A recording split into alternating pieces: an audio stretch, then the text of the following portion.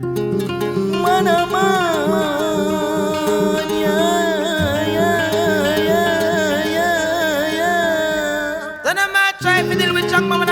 where's the link? Looking forward and backward, making things right for the youths, them Lord.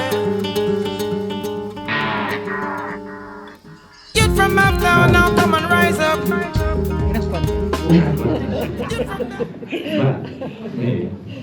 Vale. Gracias. Gracias, Antonio. A ver cuál funciona. Hola, buenas tardes a todos y a todas. Manu, bueno, me pide mi querida amiga Claudia que haga la presentación de esta magnífica obra que tienen ustedes, muchos de ustedes en sus manos, Amar la Alhambra, pasado y presente de un monumento excepcional, y lo hago con muchísima alegría porque estoy particularmente feliz de que este acto se produzca, porque hace mucho tiempo que Claudia abrigaba la idea de enfrentarse mediante un libro a este monstruo humano que es la Alhambra de Granada. La Alhambra de Granada es un monumento absolutamente excepcional. Ella lo ha logrado plasmar con una verosimilitud absolutamente impresionante, y este monumento, que refleja como ningún otro el arte islámico, pues reúne en sí mismo toda una serie de características que permiten, como he dicho antes, convertirlo en un monumento verdaderamente excepcional. En el mundo islámico no hay nada parecido. Hay que irse a Oriente, y en Oriente tampoco encontramos nada parecido a la Alhambra. La Alhambra es una materia en sí misma, es decir, es una disciplina científica en sí misma. Decía el otro día Claudia que la Alhambra estaba en su mejor momento. Ella había escuchado decir a una profesora ya jubilada, María Jesús Viguera, que la Alhambra pasaba por su mejor momento, y es cierto. Este libro viene de alguna manera también a corroborar ese buen momento por el cual pasa la Alhambra. Como les decía anteriormente, este monumento es de una singularidad y una excepcionalidad absoluta porque se ha preservado. Leopoldo Torres Balbás fue un impresionante arquitecto, un magnífico arquitecto, que en los años 50 y 60 de la pasada centuria logró reunir una gran producción científica sobre monumentos andalusíes, muchos de ellos, o algunos de ellos, desaparecidos. Estoy pensando, por ejemplo, en el hammam de la calle principal de Murcia, un magnífico baño que desapareció ante la piqueta demoledora de esos terribles años en los que se echaba abajo tantísimos monumentos. La Alhambra también ha estado a un tris, ha estado en trance de desaparecer en varias ocasiones, y no solo por la invasión napoleónica, cuando allí se apostaron las tropas francesas, sino también en otros momentos. Ha sufrido muchísimas posibilidades de ser derribada, y esto nos lleva a la idea de que al fin y al cabo es un milagro el hecho de que se nos presente en este siglo XXI un monumento con ese esplendor y con esa belleza. Reúne en sí mismo lo que son los atributos de una ciudad, de una medina en árabe, una Madina. La Alhambra no es solamente un monumento. Eso es una idea que la gente tiene un tanto errada en torno a lo que significa la Alhambra. No es un monumento, no es un simple monumento. Un monumento es la mezquita de Córdoba, del cual también podríamos hablar largo y tendido en una presentación de otro libro, que no este. La Alhambra es una ciudad, reúne todos los atributos de una ciudad, es una ciudad distinta de Granada. Es una ciudad que está hermanada con Granada, pero no es Granada. Es una ciudad que desde el principio tiene entidad de ciudad. O al menos desde que Mohammed I, el primer sultán de los Banu al-Ahmar, de los Banu Nasar, los nazaríes, constituye ahí lo que va a ser el sector palaciego de representación de ese incipiente Estado que empieza a funcionar a partir de 1232. Esa ciudad se ha preservado, como digo anteriormente, con unas trazas pues casi perfectas. Queda poco de lo que no haya podido ser rescatado. Por ejemplo, la mezquita Aljama evidentemente fue derruida cuando se produjo la entrada de los castellanos en la ciudad de Granada y en la Alhambra, pero el resto, la mayor parte de los palacios, en un 80%, están pues absolutamente presentes y absolutamente vivos. La Alhambra, por tanto, es una ciudad. Y esto es una idea que yo creo que en este libro se plasma con mucha intensidad. Claudia ha logrado en el libro pues abordar todas las cuestiones de la Alhambra, que son muchas, porque ya le he dicho que la Alhambra es una disciplina científica en sí misma, muchas cuestiones que Claudia ha ido abordando de una manera muy inteligente, muy sagaz, llevando al lector al conocimiento de un monumento desde una perspectiva siempre didáctica.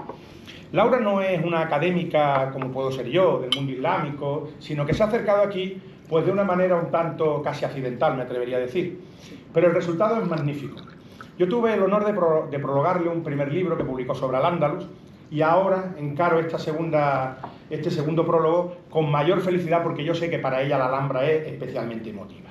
Como decía, Claudia no viene del mundo de la academia, procede de este mundo en el cual hay mucha gente que se mueve, pero no todos son tan valientes de arriesgarse a publicar una obra como esta. Ella ha tenido esa valentía, ese coraje, y yo creo que el resultado es manifiestamente magnífico. Y como decía también, ella se ha acercado con esos ojos casi límpidos, unos ojos como inocentes, a un monumento que reúne en sí mismo toda esa serie de características que hemos intentado avanzar en estas 4 pinceladas que vamos a poder dar en esta breve presentación. Se ha acercado al monumento y lo ha captado, porque la Alhambra hay que captarla. La Alhambra es un monumento, una ciudad, que hay que saber captarla. Y ella ha logrado captar esa ciudad que tiene, como les digo, muchísimos elementos que son dignos de ser reseñados. Hace una semana prácticamente hubo un reportaje en televisión española sobre la Alhambra. En ese reportaje hubo muchísimos elementos que están plasmados en este libro. Porque este libro, quizás sin ni siquiera pretenderlo, Claudia, es un estado de la cuestión sobre lo que significa la Alhambra. Insisto, contado desde una perspectiva no exclusivamente académica, tiene una magnífica bibliografía al final, una bibliografía propia de un libro académico, pero no es un libro académico porque ella tampoco lo ha pretendido. Y sin embargo, sin ser un libro académico, lo que hace Claudia es captar todas esas complejidades que tiene esta ciudad y que tiene este monumento para dotarlas de un sentido en una obra como esta. El título ya lo dice todo: amar la Alhambra, pasado y presente de un monumento excepcional. Aquí está todo. Amar la Alhambra porque ella ama la Alhambra, como todos los que se acercan a la Alhambra. Yo no conozco a nadie que haya quedado desilusionado por la Alhambra. Uno de ellos fue el gran Jorge Luis Borges, en ese famosísimo, ese célebre poema: grata la voz del agua a quien abrumaron negras arenas, grato a la mano cóncava, el mármol circular de la columna, gratos los finos laberintos del agua entre los limoneros, grata la música del cégel, grato el amor y grata la plegaria, dirigida a un Dios que está solo, grato el jazmín. Este es Jorge Luis Borges, paisano de nuestra querida amiga Claudia, quien se acercó también a la Alhambra como nos acercamos tanto.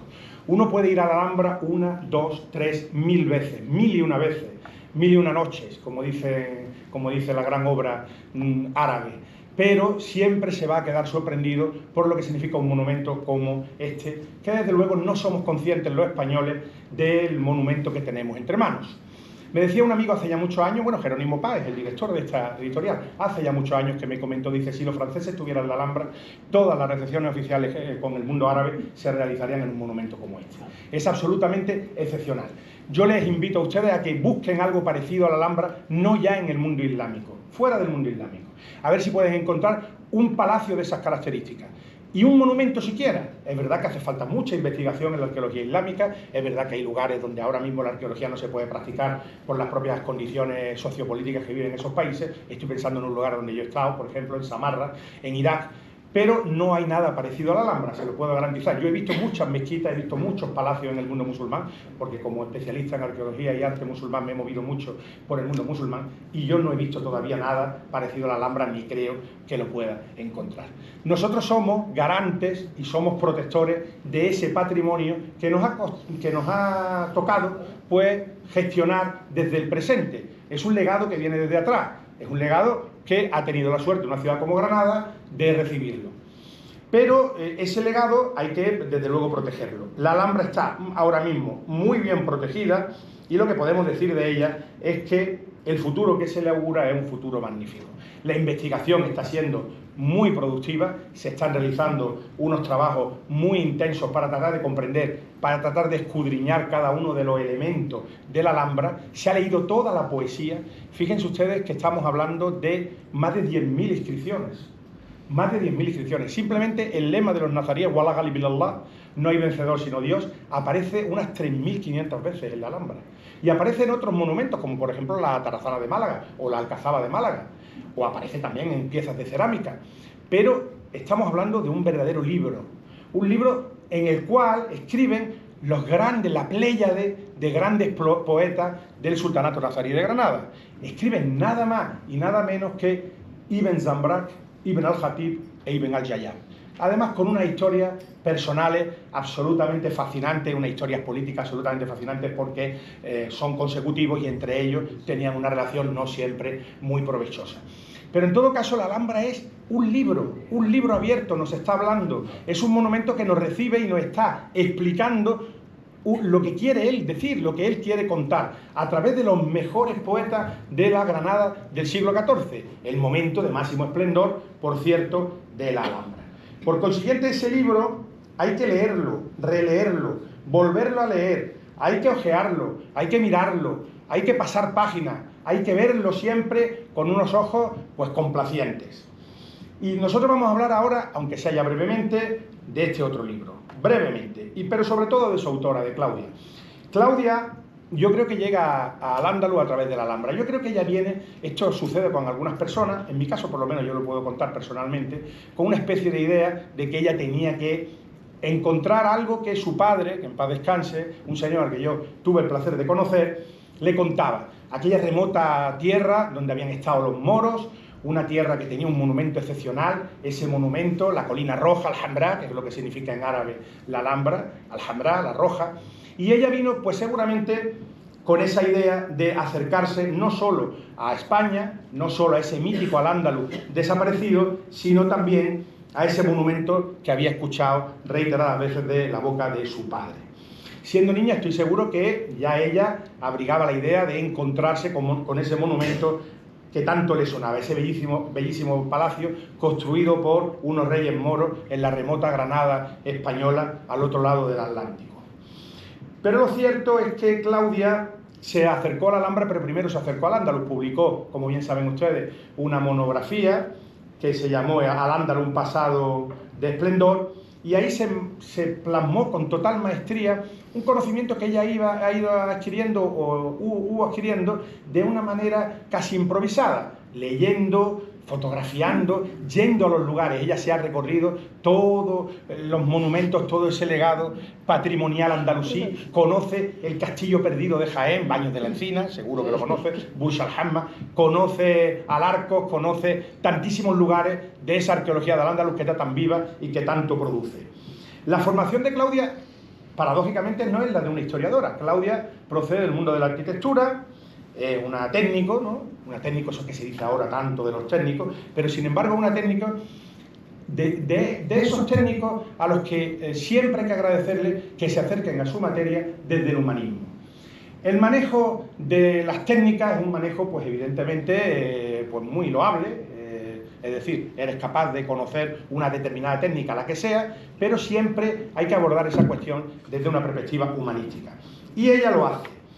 Ella es también música, ¿no? Estudiaste música en la Escuela Superior de Bellas Artes de la Universidad Nacional de La Plata y en el Conservatorio Gilardo Gilardi. Y ese humanismo que ella practica de una manera casi natural, pues termina plasmándose en estas dos obras que ha publicado. Como les digo, se sumergió en lo andalusí cautivó a Claudia y finalmente, pues, entró en esa Granada tan soñada. Y esa Granada está definida por el monumento de la Alhambra. Su vinculación con la Alhambra no es una vinculación exclusivamente libresca, es una vinculación, pues, completamente también vívida, porque ella participa en el patronato, es voluntaria del patronato y pertenece a la Asociación Cultural de Voluntarios del Museo de la Alhambra. Es decir, la Alhambra tiene y mueve una gran cantidad de gente en torno a su propia actividad. Ha sido capaz de generar una gran cantidad de actividad y de gente que se vincula de una manera natural a la Alhambra. Porque Claudia ha volcado todos esos conocimientos, todas esas vivencias, todos esos viajes en este libro y en el anterior. Este libro, por tanto, y lo dice el propio título, es una declaración de amor a este monumento. Una declaración de amor que viene precedida de prolijas lecturas, recopilada, de una bibliografía muy exhaustiva, y aunque ella diga lo contrario, ella dice en el libro, este libro no es una guía al uso de la Alhambra porque está impregnado de un profundo cariño y no guarda un orden descriptivo que acompañe un itinerario. Yo creo que ella es muy modesta en este caso, no nos cabe la menor duda de que este libro, también presentado por la editorial Almed, también editado, es una verdadera delicia. Cuando uno se encuentra con un libro de estos, da ganas de comprárselo. Yo no sé estoy haciendo un poco de publicidad para que se lleven el libro. Pero en todo caso, es un libro que entra por los ojos. Está muy bien editado. Y aquí tienen ustedes una guía de la Alhambra. Es algo más que una guía. No es una guía al uso, no es una guía de pasear por la Alhambra y nada más. Es una guía fundamentada, una guía que tiene mucho guiño a lo académico, porque ella se maneja también en ese mundo. Es algo más que una guía, pero es desde luego también una guía de la Alhambra. Pueden ustedes acercarse al monumento con este libro porque lo van a entender mucho mejor. Ese inextricable mundo de la Alhambra, con esos poemas en árabe, que hay que saber algo de árabe para poder leerlo, pues está todo contenido aquí, traducido, está destilado por el trabajo arduo que ha llevado a cabo con todo ese amor a la Alhambra Claudia. Y nada más, lo único que les invito es a que disfruten de esta obra. Sepan ustedes que la Alhambra va a seguir estando ahí, tenemos que preservarla, tenemos la obligación de dejar a las generaciones futuras este magnífico monumento y tenemos por supuesto la obligación, aquellos que somos académicos, aquellos que nos dedicamos al conocimiento del mundo de Al-Ándalus, de seguir estudiando la Alhambra, de seguir presentando al público las novedades que sigue dando el monumento. Es una caja de sorpresas, sigue siendo una caja de sorpresas, sigue aportando muchísimas novedades, desde la restauración, desde la epigrafía, desde la cerámica, desde tantísimas disciplinas, la Alhambra sigue aportando muchísimas novedades. Ahí está para que la disfrutemos y aquí tienen ustedes esta magnífica obra para que ustedes también disfruten de ese monumento y de esa ciudad excepcional que es Alhambra, la Alhambra de Granada. Muchísimas gracias por su atención.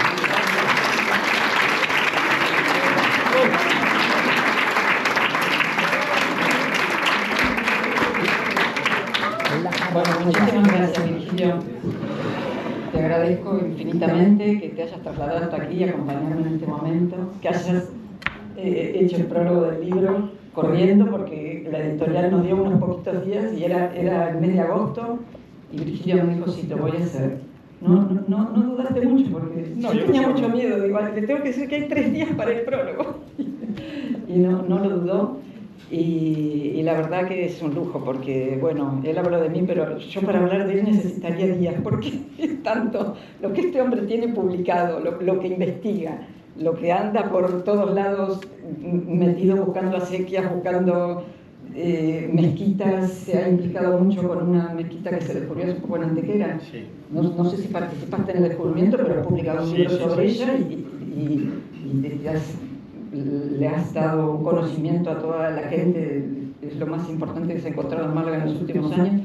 Y bueno, tiene tanto publicado y además están tantos vídeos, tantas cosas, que es apabullante la actividad que tiene. Pero yo realmente lo que más quiero destacar de él es la generosidad, porque Virgilio ante todo es una persona súper generosa. Cuando me lo presentaron hace unos 15 años, un señor de una asociación cultural al que fui a ver porque estaba juntando un montón de material que quería publicar, no sabía cómo hacerlo, me dice, pero ¿no conoces a Virgilio, que es la revista más importante de Málaga? Yo era una neófita total, una aficionada al tema.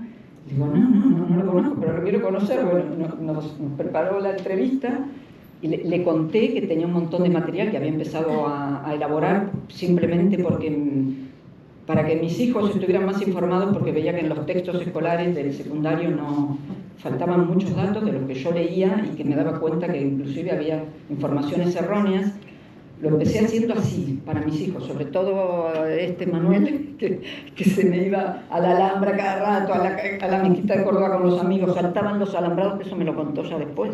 Entraban porque no llevaban entrada. Cuando no había tantos controles de seguridad parece que se podía entrar por unos. Bueno, ellos se metían en la Alhambra sin entrada.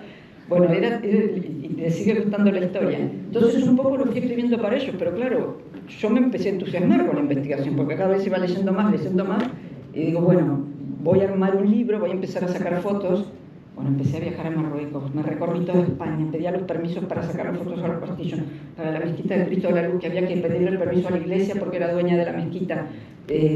Bueno, junté un grupo de más de 300 fotos, de las miles que saqué con un fotógrafo, y el libro anterior tenía 300 fotos. Pero ese día que yo me encuentro con Virgilio y le planteo que estaba con este proyecto, él enseguida se prestó a ayudarme.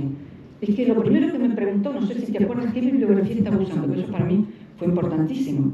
porque él ahí me hizo una criba, me dice, no, que es un mentiroso, no, mete a Pierre Richard, ¿cómo no has ido a Pierre Richard? Y bueno, que le agradezco muchísimo porque fue un medievalista más importante de estos tiempos, muerto hace muy poco, amigo personal tuyo, a pesar que vivía casi siempre en Francia, pero gracias a eso el libro se enriqueció mucho, y además tuvo la deferencia de prologar el libro también.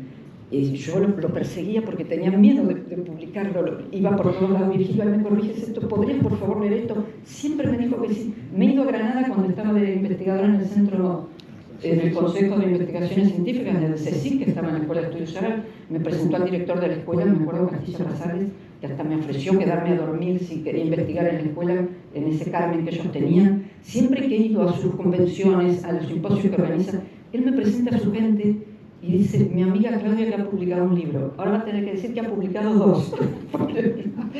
Pero es que siempre me acercó a su mundo y realmente yo quedé tan agotada con el primer libro, porque fue un trabajo agotador, porque lo hacía por las noches y los fines de semana, porque yo tenía un estudio de arquitectura, y aquí tengo un compañero, Paco Cortés, no sé qué está por ahí, no sé dónde está Paco, que trabajamos 20 años juntos. Estábamos en la época de mayor vorágine constructiva, que teníamos obras por toda la costa, trabajábamos sábado y domingo, y Paco sabe que no miento, fue un momento, justo en el que yo estaba haciendo el libro, fue el momento que más trabajo tuve. Entonces estaba agotadísima, porque yo llegaba de noche y me ponía 6-7 horas con el ordenador, me dolían los ojos porque trabajaba con un portátil, y bueno, pensé que no iba a publicar más.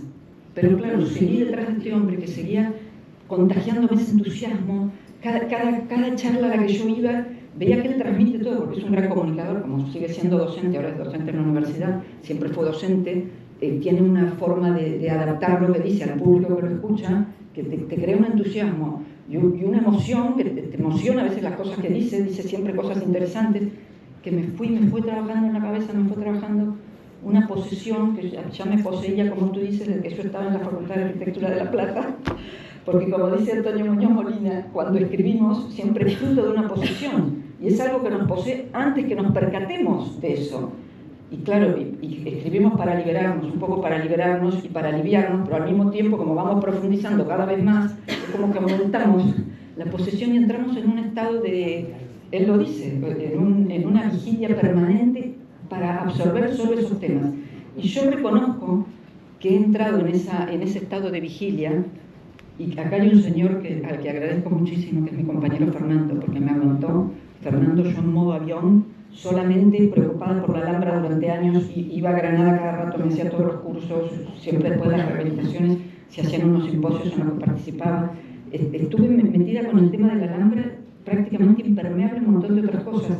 Y él me ha tenido una paciencia mayúscula. Yo no sé en tu casa cómo hacen que tú estás todo el día escribiendo, porque realmente él está publicando y publicando. El mes pasado hemos ido a la presentación de su libro Monda, de la historia de Monda, y no sé cómo hace Virgilia. Pero bueno, al final el libro también siguió su curso, lo terminé, ahora ya más tranquila, no se me ocurrió ir a sacar fotos, las compré, y cuando ya eso de ir a sacar fotos por toda España, subiéndome aviones, alquilando coches, ya no lo hice más, pero todas las fotos las compré. Cuando tuve más o menos todo el material armado, encontré a la persona indicada para darle forma, que es Miriam, no sé Miriam por dónde está, la maquetadora, que ha hecho un trabajo precioso. Miriam supo interpretar un poco lo que quería, me ha tenido muchísima paciencia, porque yo en último momento le cambiaba los textos y los textos tenían que coincidir con la foto, entonces había que volver a maquetar un montón de páginas. Miriam, bueno, no me protestó mucho, pero yo sé que no le gustaba que hiciera eso. Está bien. Después también hay otro chico que participó bueno, lo de Miriam ya lo podrán ver, que la maquetación es fantástica, porque tuvo que trabajar con unas páginas donde casi no hay márgenes, debido a que yo no quería que el libro se pasara de 300 páginas, y había que ajustarlo todo, pero así todo hubo espacio para ponerle unos dibujitos, unos detalles, los colores están muy bien logrados, y luego también para hacer todos los planos conté con un especialista que hay en esto en Granada, que es Miguel Salvatierra, que está por aquí, que se vino de Granada, no sé dónde está Miguel, pero ha hecho unos trabajos con los planos, no sé si has visto, Virgilio, los planos, lo magníficos que son, que los hizo especialmente para esta edición, porque él ilustra libros. Cada vez encuentro más libros que abro y veo ilustrados por Miguel Salvatierra. Pero los planos que ha hecho, él los hizo en perspectiva y tuvo que buscar unos puntos de enfocar las perspectivas de esos palacios totalmente distintos a lo que había hecho antes, porque como ha ilustrado otras guías, se podía sospechar, incluso me lo dijeron, me lo dijo una persona que parecía que Miguel Salvatierra había usado planos de otro libro, y no es así, porque los uso especialmente para este, se lo comenté yo a Miguel también, y son, la verdad que ha logrado unos planos magníficos, muy entendibles. A medida que uno va leyendo el libro, conviene tener el plano de la última página abierto, porque siempre hacemos referencia a los caminos, a los edificios que están ahí muy bien señalizados con números. Y bueno, luego apareció la gente de Editorial Almed, que para qué les voy a contar lo que es Editorial Almed, que en estos temas, digamos que es la mejor, que publican también como le da Don Andalusí. Los libros que tienen son súper elaborados, las fotos, los colores, todo, hasta lograron, bueno, primero yo protesté un poco porque me parecía fino el papel, pero es verdad que gracias a esto el libro es muy manipulable y no pesa. Y es fácil de transportar, fácil no tiene peso a pesar que tiene 300 páginas. Entonces la Editorial Almed también ha hecho un trabajo fantástico. Estuvimos todo julio y agosto trabajando con Antonio Lupiáñez, que está por ahí, que también hizo todos los últimos ajustes para entrar esto a imprenta. Bueno, que el último tiempo fuimos un conjunto de personas que tuvimos que trabajar coordinadas y que al final este es el niño que ha nacido. Y yo creo que el resultado es bastante bueno. Fue un parto largo de muchos años, atípico, pero la verdad que el resultado es muy bueno y estoy muy conforme. Pero bueno, les voy a pasar a contar algo del libro, de lo que he querido plasmar. Yo en realidad siempre supe que lo quería dirigir a un público que no fuera académico. Por supuesto no he pretendido hacer un libro para especialistas, sino un libro para la gente común, que simplemente quiere conocer algo más de la Alhambra. También me animó mucho que el hecho de estar trabajando en el museo, la gente siempre me preguntaba dónde se puede informar más, porque siempre me dicen, pero esto no me lo enseñaron en la escuela. Pero esto, ¿cómo es esto que a nosotros no nos enseñaron esto en la escuela? Y es verdad que creo que la educación en eso falló un poco, como yo lo noté en los libros de mis hijos. Entonces quería un poco ampliar la información que no venía en otros lados. Pero para entender que la Alhambra se inscribe en ese último periodo islámico de España, que es el del Reino Nazarí de Granada, que son de los siglos XIII al XV, también hay que entender un poco qué sucedió antes, qué es Al-Ándalus. Entonces empiezo un poco explicando eso, que es un territorio de cultura árabe y religión islámica, que surge como resultado de esa conquista que ordenan desde Damasco el califato Omeya, que eso supone la llegada de un ejército de jefes árabes y fuerzas de choque bereberes que se establece por todo el territorio muy rápido, porque en 20 años toman toda la península hasta la cornisa cantábrica, y aquí había un gobierno visigodo que progresaba en franca decadencia con la paulatina desaparición del comercio de las ciudades, la población ruralizada, las ciudades hispano-romanas en ruina. Los árabes llegan, empiezan a rehabilitar ciudades, es una sociedad muy urbana, fundan 22 ciudades de nueva planta, según Torres Palgas, fueron 22 ciudades nuevas. Entonces fue rápida, la población autóctona se adhirió rápidamente, porque tenían plena conciencia que se estaban adhiriendo a una cultura superior. Era una cultura que venía de haber absorbido durante toda su expansión todos los adelantos mayores de la época, que eran los adelantos del Imperio Bizantino y el Imperio Sasánida. Entonces, todo eso, esos libros que ellos van encontrando a su paso y que van traduciendo en Bagdad, que los traducen del árabe al latín, del griego al árabe. Luego esos libros vienen a Córdoba, en Córdoba se empiezan a traducir al latín, se expanden a Europa, se produce un renacimiento cultural importantísimo, que es hay momentos claves, digamos, en Al-Ándalus, que son el siglo X de Córdoba, donde Córdoba llega a tener más de 300.000 habitantes, no está calculado cuánto, pero pueden haber sido incluso más, en momentos que Londres y París eran aldeas de 30 a 40.000 personas. En Córdoba se hacían operaciones de cataratas, de tumores, cuando las otras ciudades eran aldeas. Aquí estaban los adelantos del mundo, y además estaban traduciendo todas esas obras griegas al latín y pasando a las universidades, a las primeras universidades que se iban creando en Europa. Luego tenemos la Granada, la Sevilla Almohade, que también fue otro centro de poder importante, y después el centro pasa, digamos, a la Granada nazarí, que es el siglo XIII, cuando se construye la Alhambra. Pero yo creo que por todo esto tan espectacular que sucede en Al-Ándalus, creo que todavía no está bien explicado, y que es fundamental conocer todo eso, toda esa sociedad medieval, para entender las claves de las tradiciones que ahora tenemos y para entender nuestra cultura occidental. No es porque uno piense que quiere volver a esos sistemas de gobierno para nada, pero sí que creo que hemos asimilado muchísimo más la cultura grecolatina y cristiana, y no hemos asimilado otro legado tan importante, que es el de la cultura islámica, que también es un legado que tenemos y al que debemos mucho. Entonces, ese legado que hemos recibido de Al-Ándalus, que además se generó aquí en nuestro propio país, con una saga interminable de científicos, matemáticos, botánicos, místicos, sufíes, filósofos, de los que prácticamente no hemos oído nombrar nunca, ni conocemos sus nombres. Pero sin embargo, esa expansión cultural musulmana en la cuenca del Mediterráneo fue el cambio que se llama Los constructores de la Alhambra, que lo habrás visto, que ahí explican cómo se hace el techo de Comares, con esas 8.000 piezas que forman constelaciones. Todo eso era porque estaban acostumbrados a ver el cielo. El sultán Yusuf I sabía cuando construyó ese palacio que su cultura iba a desaparecer, pero con esa construcción quería dejar en la memoria de la gente, que quedara la memoria de su cultura, como hicieron tantos sultanes y tantos califas antes con las construcciones que hacían. Era un poco eternizar su legado, y así fue. Y tenemos la suerte de que podemos visitarlo, y que lo tenemos aquí en Granada tan cerquita. Ahora, después hablo, por supuesto, de la geometría, de las cúpulas de mocárabes, de la geometría convertida en arte, con todas esas maravillas de azulejos que tenemos por todos lados. El arte de los azulejos de las cúpulas de mocárabes está muy relacionada con la creación. Representa el universo creado por Alá, implica que los artesanos elaboraban esas obras y trataban de representar siempre la eternidad divina, porque la geometría no tiene principio ni fin. Entonces los artesanos, ya sea con los prismas de mocárabes que están colgando de los techos, como con la geometría de los azulejos, lo que querían era conectarse con la eternidad. Por eso le daban el mismo detalle de terminación a una pieza que pintaban a 1 metro como la que pintaban a 30 metros de altura.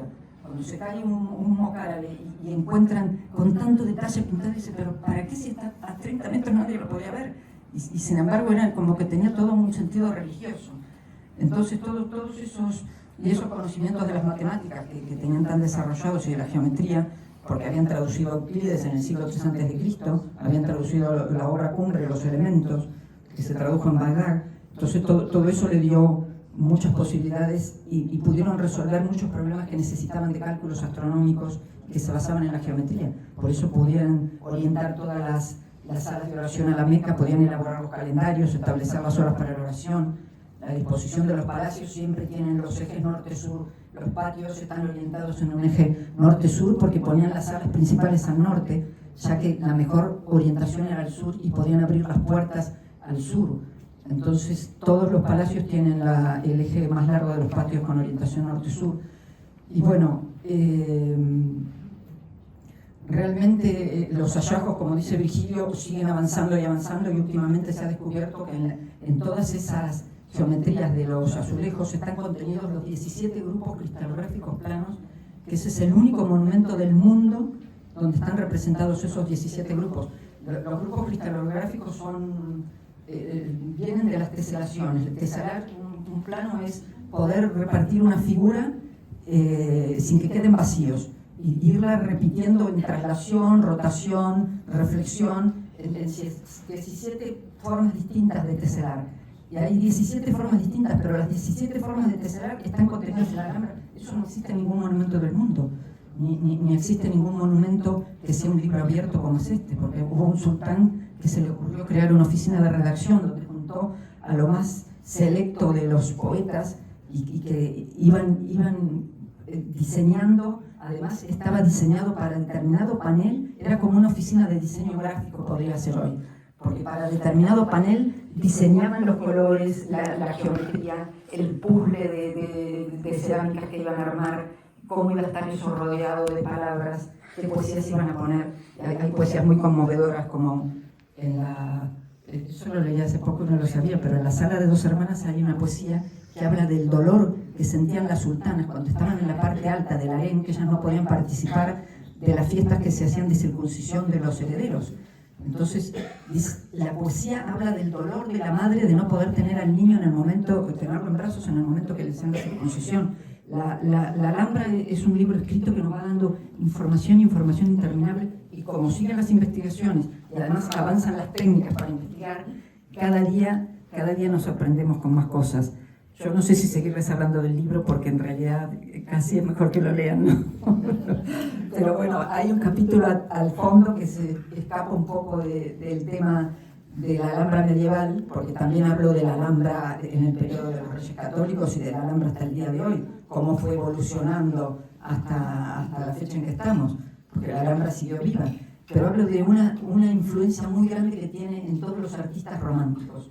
Empieza a venir una avalancha de artistas a Granada, a partir del libro de Washington Irving, que se traduce a todas las lenguas.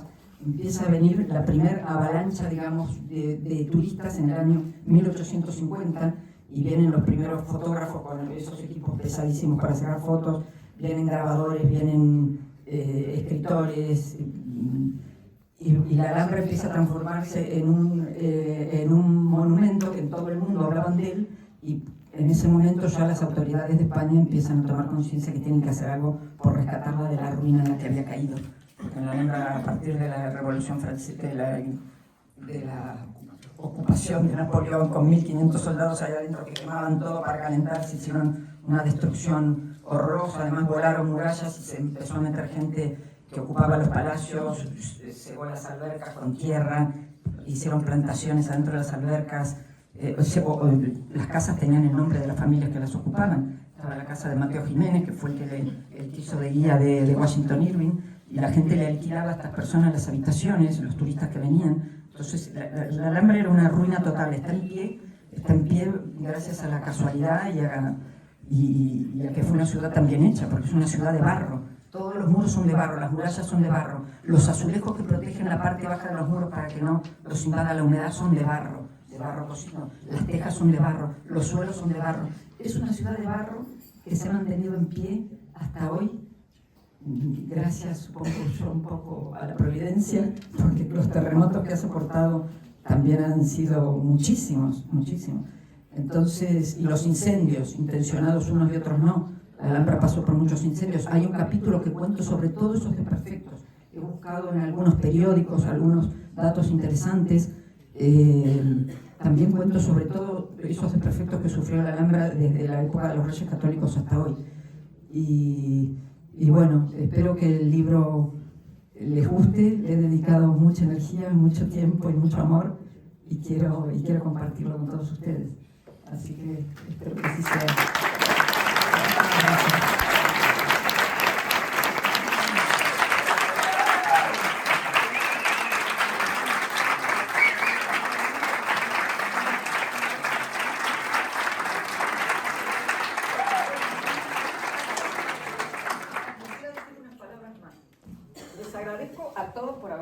Por supuesto, a todos y cada uno. Ha venido mi amiga Carmen desde Málaga con Antonio, que tiene problemitas para moverse, pero ha hecho el esfuerzo y ha venido. Tengo un grupete de amigas del gimnasio que ahora vamos a hacer una clase de pilates, creo. Está hecho. Gracias a Tani, que ha organizado el grupo de pilates. Han venido mis chicas del gimnasio. Y bueno, el clan de Fernando, de su tribu, ha venido una representación diplomática muy buena, con algunos de sus hijos y algunos de sus nietos.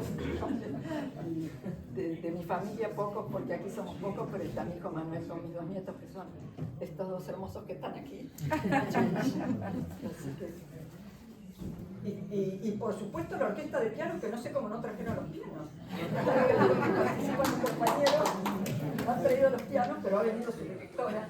Lástima que aunque sea un pianito pequeño, no trajeron para hacer algo. Será la próxima vez. Y a Carolina, gracias por haber estado en la puerta apuntando a todos. Muchísimas gracias, Carol. Así que bueno, a todos los que han venido de Granada, ya sea la gente de la editorial, que está Manuel López Mata y Antonio Lupiáñez, también Miguel Salvatierra, que se vino de Granada, hay varios, así que bueno, a todos los que han venido de lejos y de cerca, les agradezco muchísimo la presencia de todos.